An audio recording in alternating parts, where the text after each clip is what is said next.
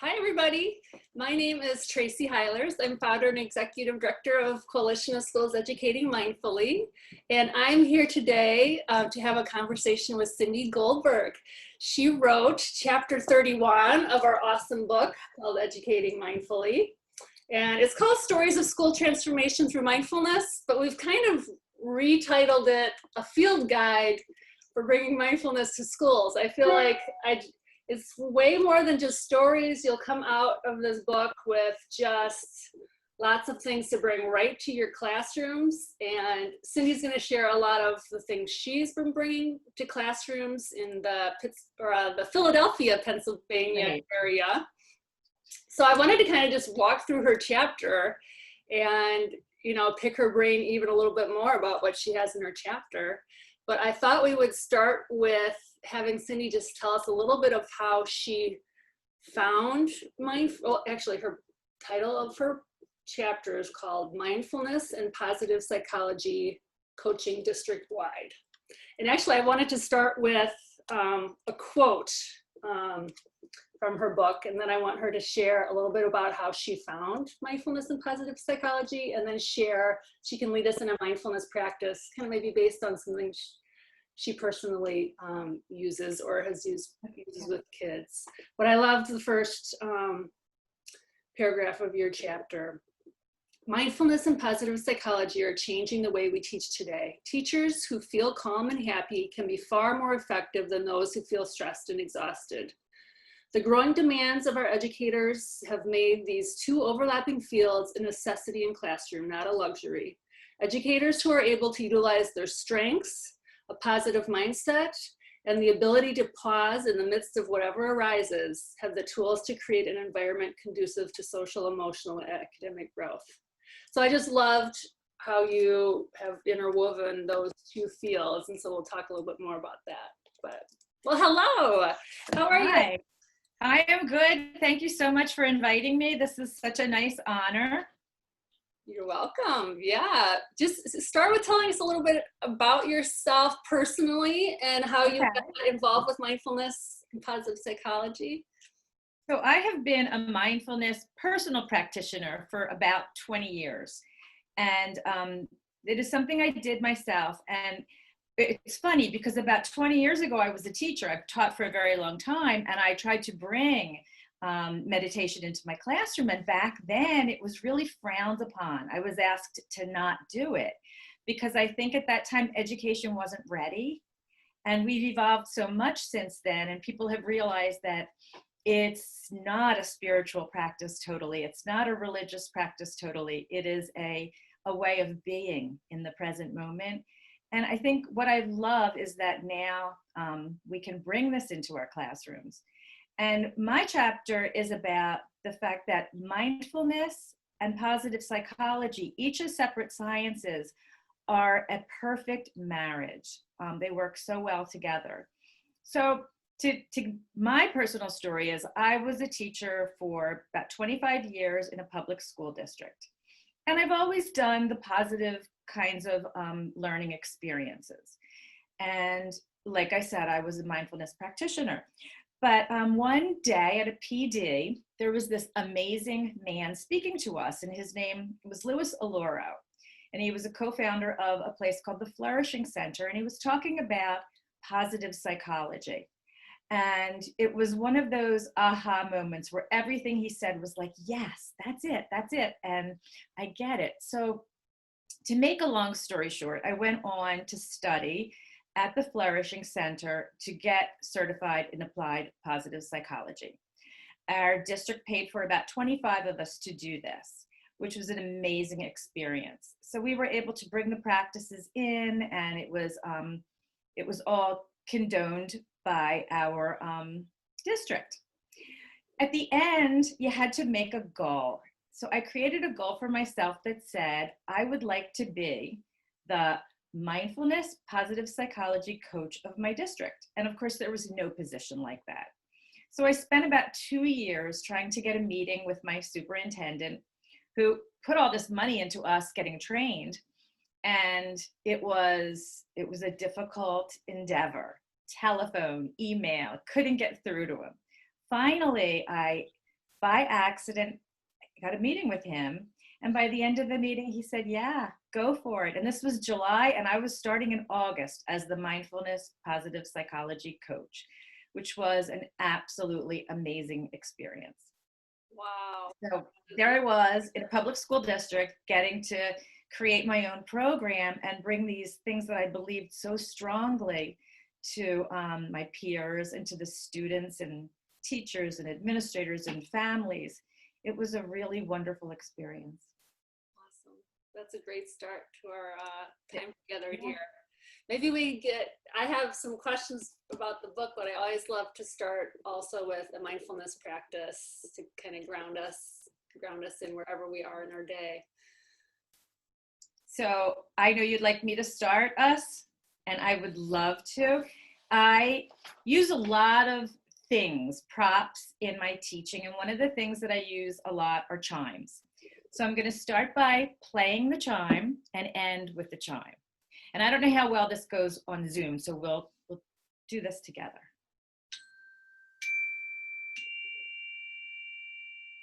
So everyone who's watching can sit in a comfortable position with your feet flat on the floor, taking a deep breath in. And just take a minute to settle your body, noticing how the body sits in the chair that you're sitting in, how your back maybe presses against the back of the chair or just is free. Notice where your hands are. And just take a moment to let yourself settle into your position. Kind of scan through the body, soften around the eyes. Maybe if your jaw's feeling tight, let that soften just a little bit. And just let yourself be here and now. Take a moment to notice where your breath is. You can take a second to notice where the breath comes into the body, maybe through the nose, and where it goes out. Don't try to change it, and don't try to do anything different. Just notice the breath coming in and going out. And just for the next few minutes, notice the breath coming in, pausing in the middle, and going out. And maybe notice 3 times a complete cycle of breath as it comes in and as it goes out. And if your mind starts to wander, that is perfectly okay. All of our minds wander. Just gently bring your thought back to your breath, coming in and going out. And if you haven't, gently close your eyes.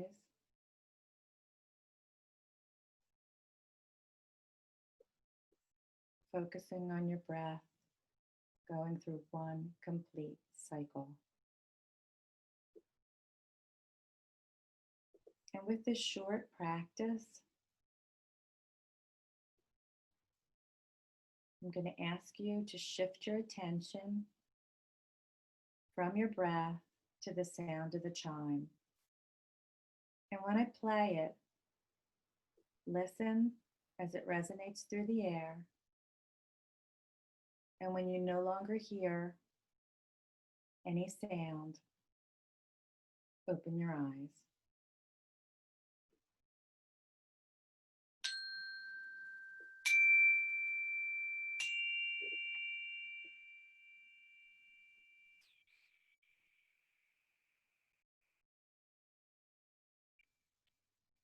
And just take a moment to transition from whatever brought you to watching this to being here now.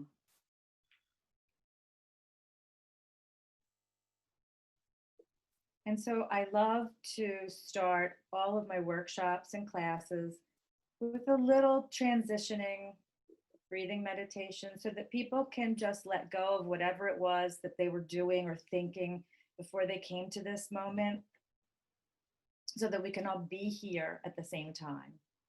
And so that's just one of the little practices. Wonderful. Thank you so much. Sure.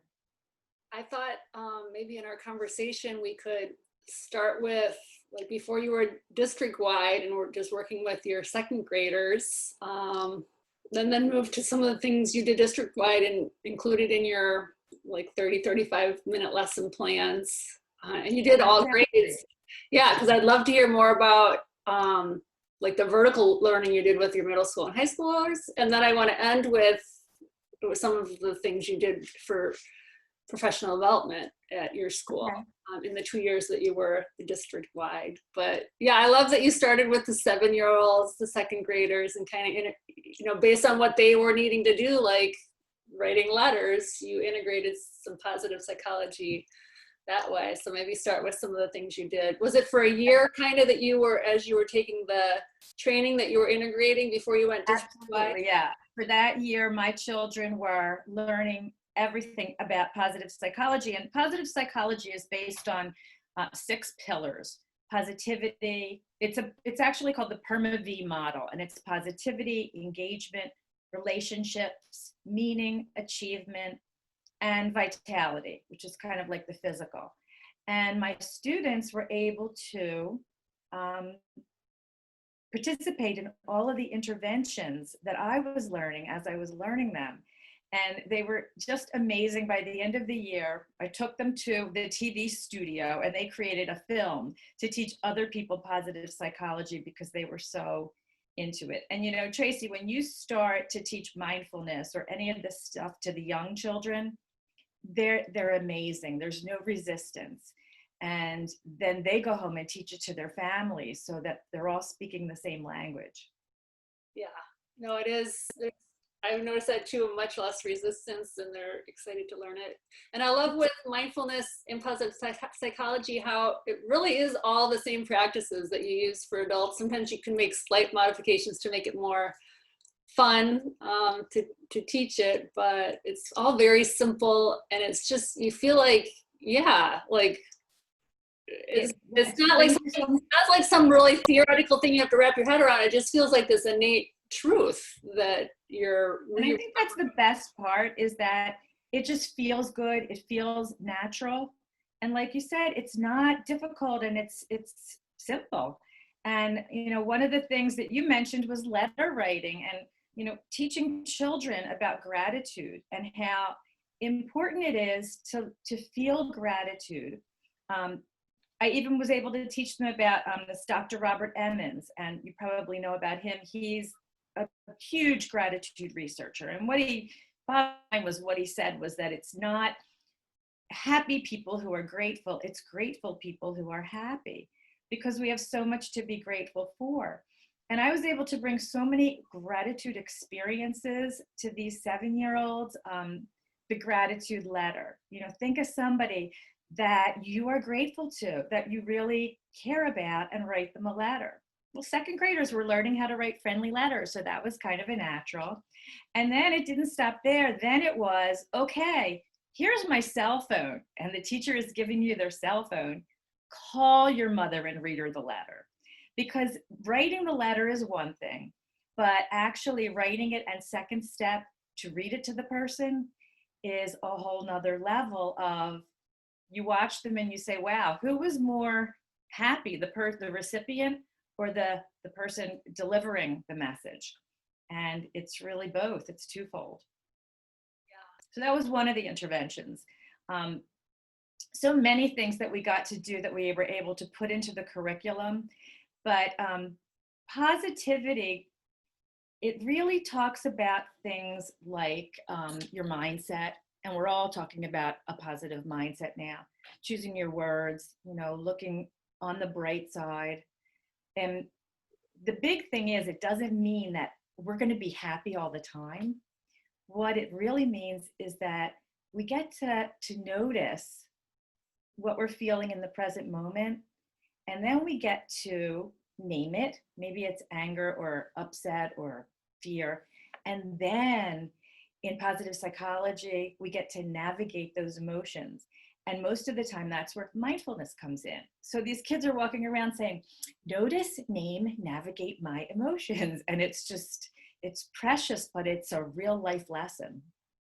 Yeah, I was going to ask if during that flourishing training they brought in mindfulness, or that was kind of a separate track that you were following on your own that you wove in. Well, if you look at the PERMA-V model, where they would teach us it fit in was engagement, because engagement is focusing, being in the moment. So mindfulness fit in.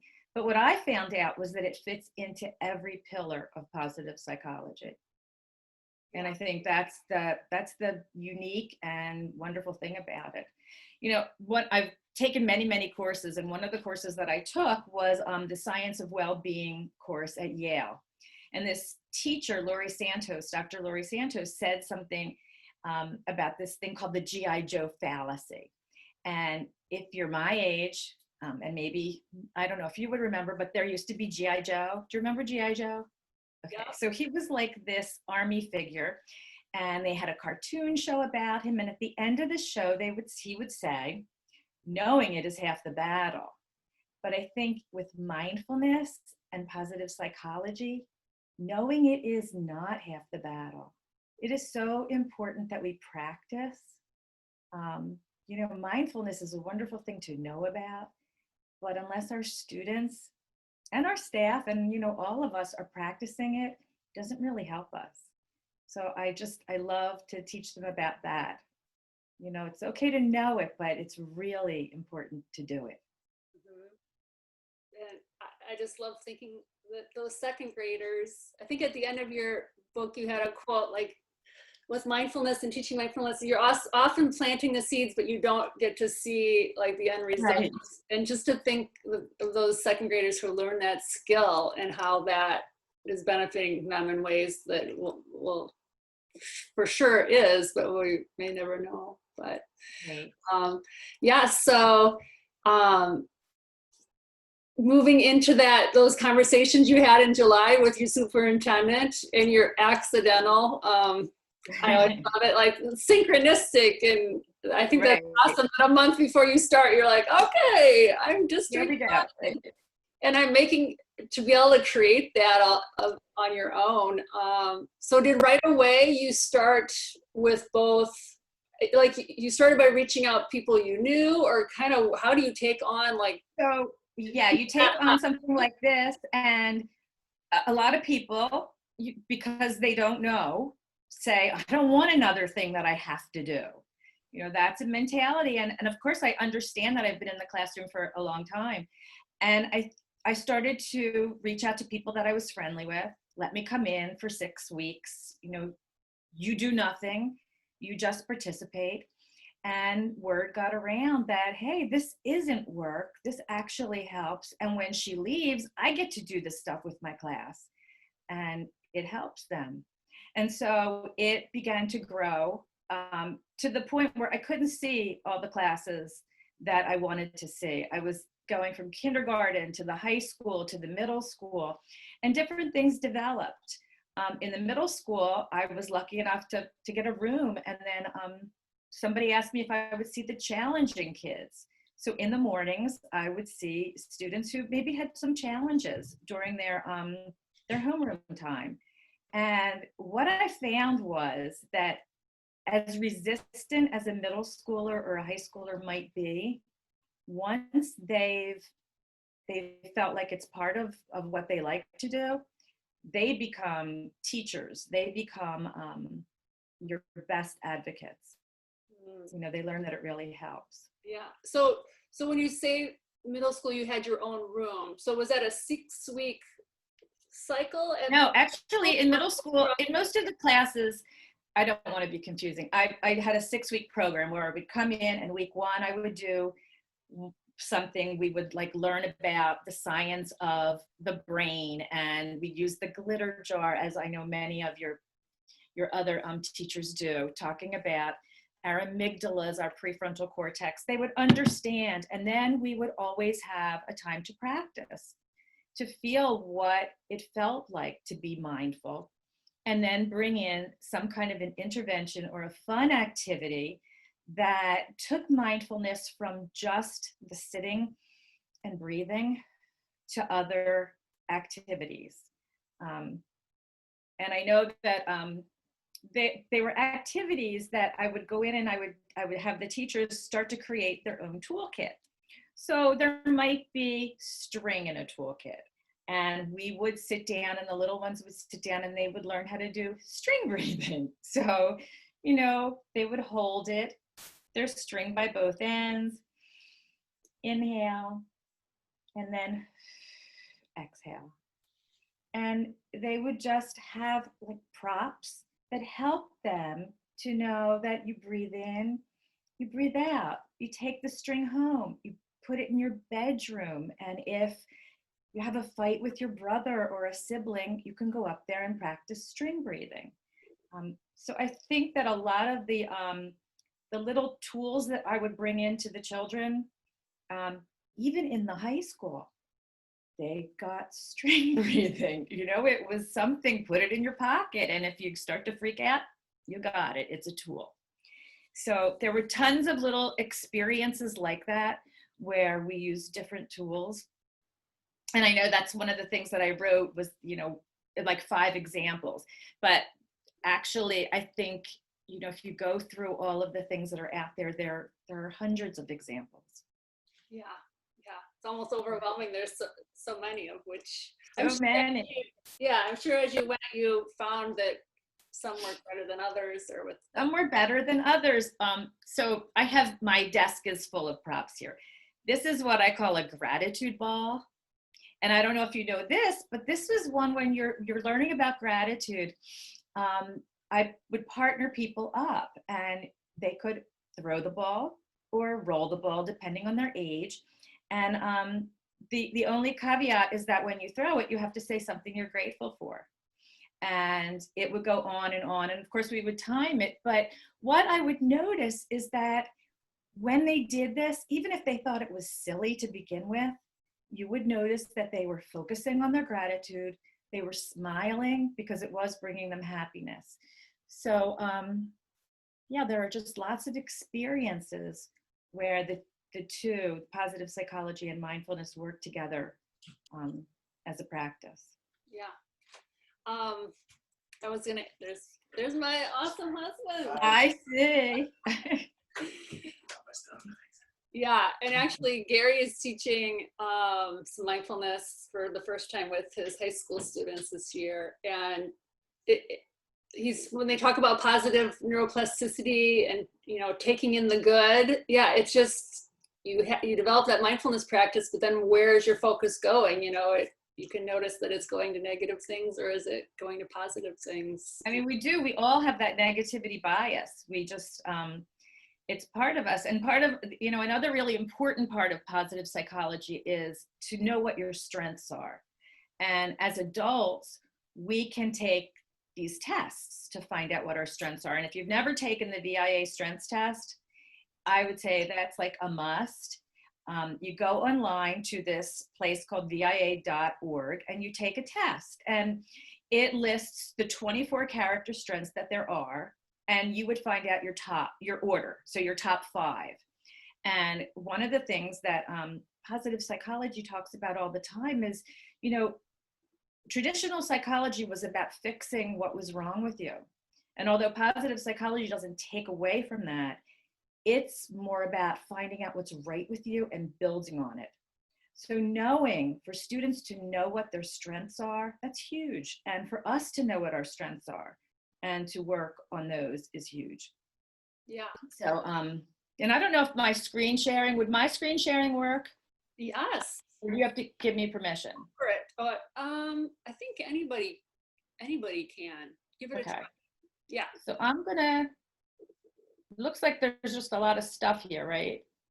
Can you see anything? Yeah, it's very blown up. I see character strengths, then perspective, bravery, perseverance, but then so those are the 24 character strengths, and we all have them in whatever order. Like I know my top 5, and I put them on the bottom of my email and on my website. And so for students to learn their top 5, it's a wonderful thing. They get to, first of all, they get to say, oh, I knew that, but seeing it. And then to give them an activity like in high school, create a playlist of your top 5, research someone who has your strengths, create a collage of your top 5. It's a little harder with children because with children, they can't take the test. So, So a lot of times, how young could, like middle schoolers, could they take the test, or when you do could they start, or just they have a youth test that you can start at age 10. It's a little bit much. The test only takes about 10 minutes, but it's so important to find out what your strengths are. So in the younger grades, I've talked to teachers about this, and one of the first grade teachers that I've worked with, her name is Bridget Ryan. I want to make sure she gets credit. She would have parents, take that list of 24 home and tell me what your kids' top 5 strengths are, and use what they see to help identify, and then to teach the children about those strengths. We've put Superman capes on them after that and say, that my super strength is kindness or perseverance or whatever it is. So I think it's important from a very early age to identify your strengths. One of the things I told you earlier is I just became a grandmother, and I babysit for my 10-month-old. And when Eva is doing things, I say to myself, so she's prudent. I see prudence, and I see bravery, and I see all these different strengths. And I think you can start spotting them at an early age. Yeah, and I love that with I think you mentioned in the book that you would have people write it at the end of their emails, like the teachers, Yes. or share it, or how Yeah, else, in fact, how else do you bring some of these things to the adults, like faculty meetings or? Yeah, in fact, at a faculty meeting, if you have all of your teachers and administrators take the test, then they can make a star with their 5 strengths on it. You can take a picture of them like this and make a bulletin board of all the teachers holding their top strengths. And then when the kids walk by, they say, wow, my teachers are focusing on this too, which is a really nice thing. Neat. Yeah. I also loved, I had never heard of the blue dot kind of. The blue dot. Let me see if I have a blue dot. So primers are super important. A primer is something that reminds you. So I used to do a lot of negative self-talk about my weight and the way I looked. And one of the primers that I learned was you put a rubber band on your wrist. And every time that you go to the negative side, I would flick myself to remind myself, hey, that's not me. I have so many strengths. Those are just such minor things. So the blue dot is about, the way that I use it is about mindfulness. So the children will get 3 blue dots. And I talk about the fact that when you get that feeling that you're stressed, angry, your sibling is picking on you, somebody says something you don't like, look at your blue dot and breathe in and breathe out and kind of calm yourself. And I tell them, put these 3 dots in places where you get stressed out. So kids have put them in their bedrooms, their bathrooms, in their closet. So I can go sit in my closet and practice mindfulness, in their locker at school. Personally, my steering wheel, I have a blue dot. And I also have a blue dot on my cell phone. If I get a text that gets me a little upset, I look at my dot and I breathe, and then I don't respond the way I might have responded. Right. So it's a great little primer. Yeah, I love that. Is there anything else you wanted to share with us? There's so many, I know that last spring I was supposed to come and share these experiences, and life happened and I wasn't able to do that. So I'm going to share just a couple with you that I told you I would, because the one that kids seem to love is this. This is a peacock feather. And one of the ways that you can practice the focus of mindfulness is to have your students place this on their finger and then balance it. And I'm going to show you a picture of some students, but they're doing it at a young age. They can do it at an older age. For some reason in the other screen share as well, I'm only seeing the mindfulness. I don't see anything below it. It's like it's You don't? Okay, let's see. or something. Is that better? Yes, there we go. Now I see it. Okay. Oh, So this is just a group of kids who are practicing. I guess they're in 3rd grade, but you can do this. And no one thinks they can do it. Even the adults in workshops look at me like, you've really been practicing. But the truth is, it's not about practicing as much as it is about focusing. You know, about blocking everything out of your awareness except this feather that's on your finger. And kids are amazed at how long they can do this, you know, with their focus. So that's another strategy. very cool. Another one that they like, which is also like a primer, is to, you know, get a I'm losing my pipe cleaner and some beads, and they string their beads on the pipe cleaner. And this is another physical thing that helps them to remember, I can breathe. And so when they need it, they can slide a bead, breathe in and out, and they can slide another and repeat, and they can go back and forth until they feel that sense of calm that they are hoping to feel. Mm-hmm. So are these some of the things that would create those teacher kits, or? Yes, in fact, so every teacher would get a mindfulness toolkit, and you can make them, but it's not that the stuff inside is so amazing, which I do think it is. What it is, it's another primer for a teacher to say, oh yeah, we could do mindfulness right now. That might help. Yeah. You know, we could do something positive. Yeah. I just want to read off in your 2 years in that position as the district-wide mindfulness and positive psychology coach, where more than half of the elementary classes had their own mindful spaces. 90 teachers had mindful toolkits. 50 had 3-tone chimes, and 3 schools had mindful rooms, all of which were being used. I love that. And even though budget cuts didn't allow you to continue, it's like you've taught them the tools to keep going, so many of them. And it's a wonderful feeling. It's what even one of the districts I'm working with now has invested in these 3-tone chimes, because, you know, one of the wonderful transition tools is just to teach your students that whenever you hear the chime, you take a minute, breathe until you don't hear the sound anymore.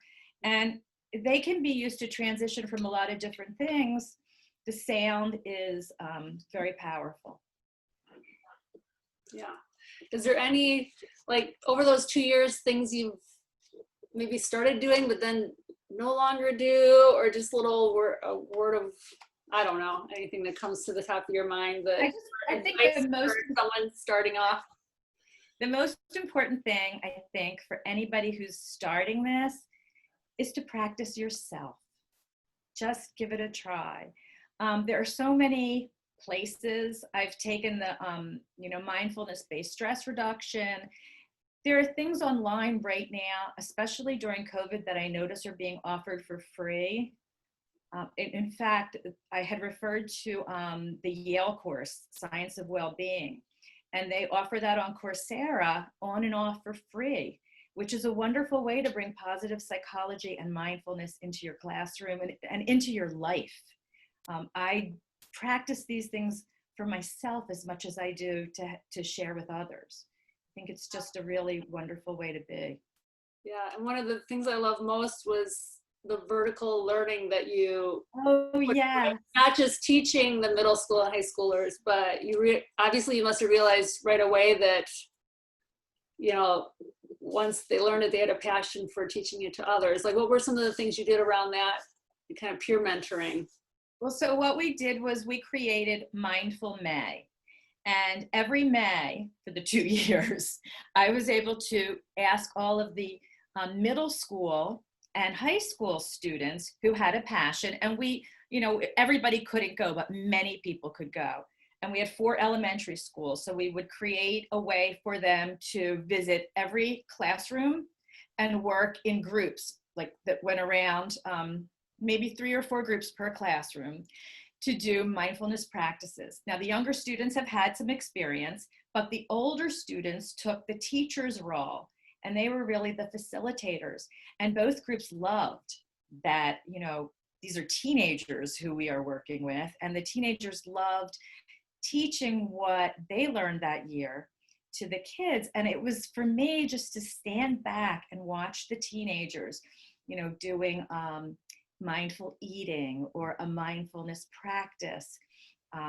So many different little experiences that they had, and then they shared with the younger kids. It was great.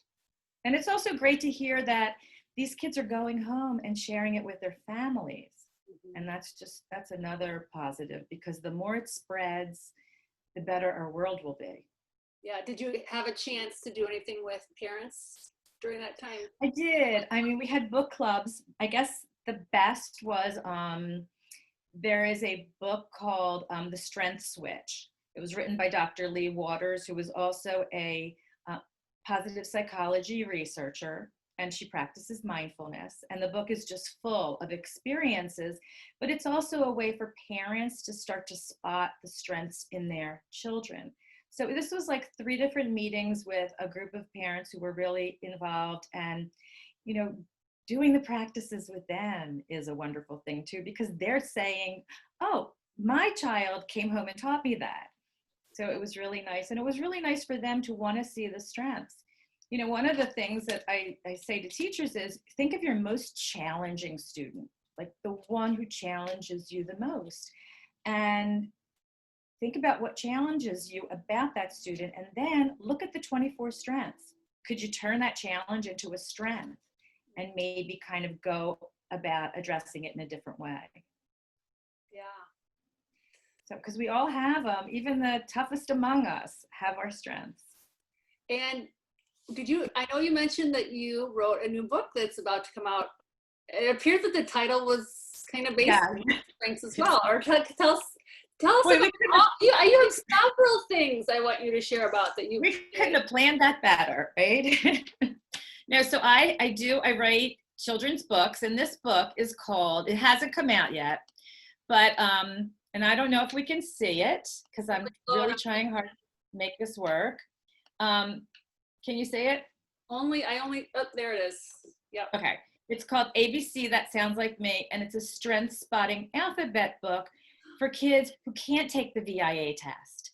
And each page is a different letter of the alphabet, a different strength, and kids can kind of pick out the one that matches them and see themselves. And I wrote it with another teacher and positive psychology practitioner who is an artist.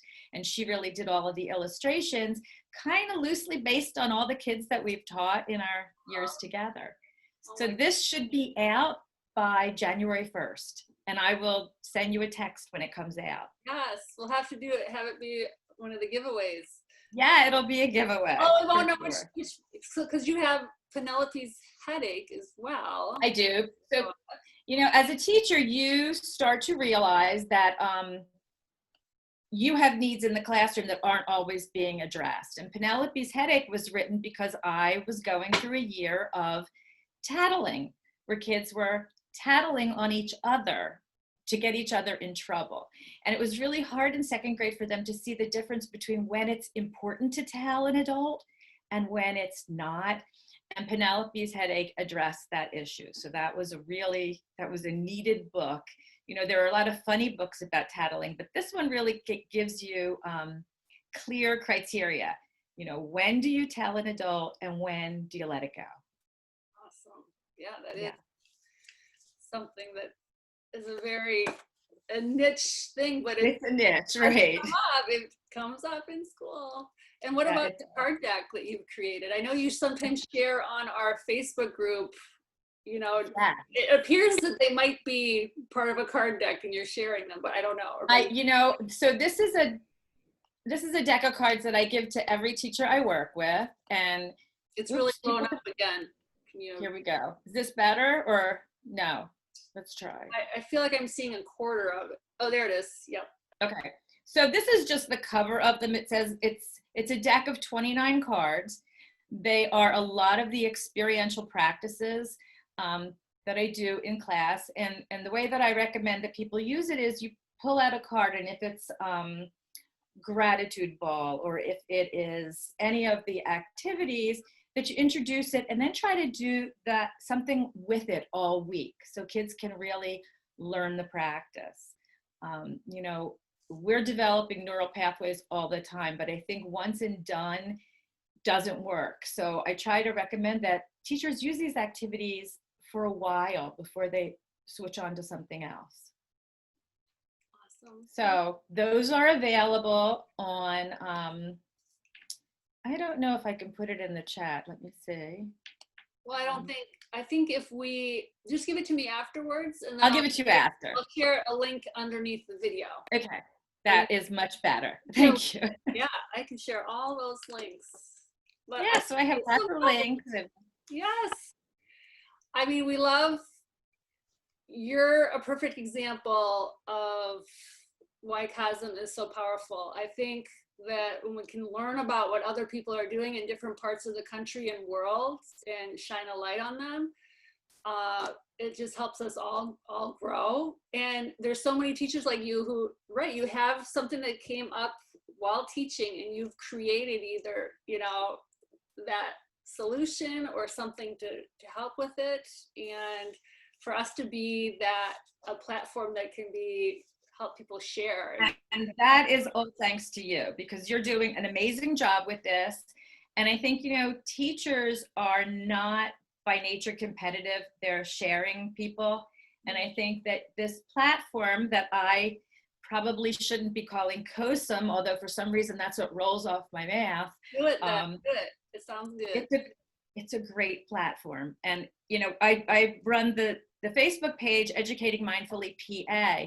And my hope is, I do share Monday mindfulness tips, but my hope is that people will share everything on that site so that people in the area can call them or use what they're having success with. Yes, I must say because we have Educating Mindfully and then different states as well, but I feel like I'm always sharing what you put on yours over to the main Educating Mindfully site. Well, I'm so glad that you're peeking in on PA. Yes, most definitely. I thank you for your dedication there. I know, like, we're a grassroots organization. You know, we're starting small and slowly growing. So I appreciate you being with us from the start. And my pleasure. And I know people right now with COVID, it does have them at a standstill. And, you know, even if they just can't do it right now, just to know that it'll be here when they're ready. I think that's a great thing. Yes, that's a good thing to end with. Let's just take a few breaths together and just have that appreciation, knowing that we're here for each other. When people find us, we're here for them. There's no rush in any of this work.